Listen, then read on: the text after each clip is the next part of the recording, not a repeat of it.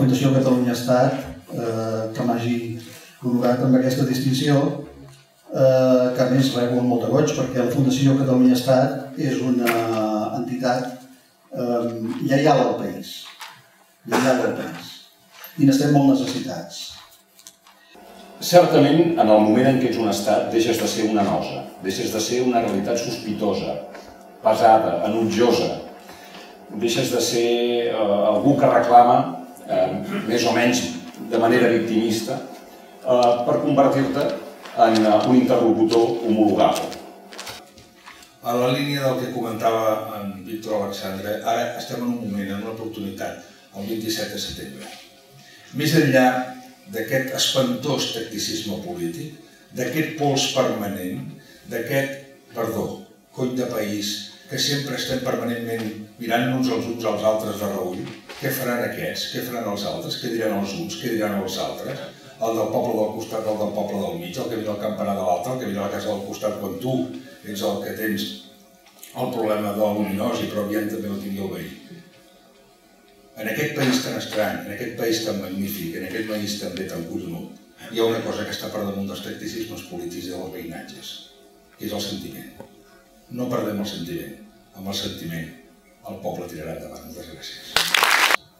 Després de grandets, hem seguit creient en el nostre país i hem defensat el nostre país i estem disposats a defensar-lo perquè som una nació que vol ser un estat i perquè som un poble que ha començat a caminar i que quan un poble comença a caminar no hi ha ningú que l'aturi. Moltes gràcies.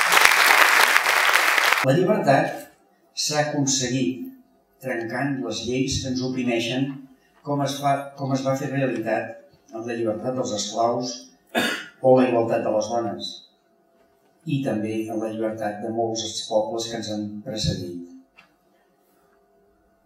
Sempre ha estat trencant una legalitat opressora. Parlem, en efecte, molt de Catalunya, però no parlem gaire dels catalans. No parlem de com som i de per on podem fallar col·lectivament. I és que sovint els discursos de caire econòmic i de caire legal ho aclaparen absolutament tot i sembla que només amb això podem arribar a l'objectiu final. I ens oblidem que la política és fonamentalment l'habilitat i la capacitat d'interpretar i saber moure els homes i les dones d'una societat. Catalunya ha ofert al món l'exemple d'una societat seriosa, pacífica i festiva a l'hora de reivindicar els seus drets.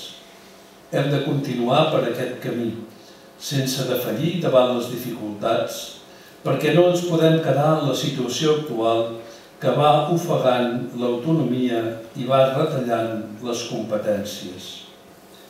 I hem de vetllar també perquè no es malmeti l'esforç de tants. Desitjo que els reptes que tenim ens esperonin a anar endavant, mirant amb esperança al futur. Moltes gràcies. Que el 27 de setembre realment ens hi va la vida, sincerament, i penso que si veiem aquest procés d'independència com d'alguna manera el camí de retorn a casa, hi som molt a prop, I el millor de tot és que la clau només depèn de nosaltres per obrir-la. Moltes gràcies. El 27 de setembre comptarem, ja era hora, i guanyarem. Però el 28 continuarem encara molt lluny de la independència real, deixem-ho clar. El pitjor que ens pot passar és creure que hem posat data després d'aquests 2 mesos a la desmobilització. Encara estarà pràcticament tot per fer el dia 28. Només ho haurem fet una mica més possible.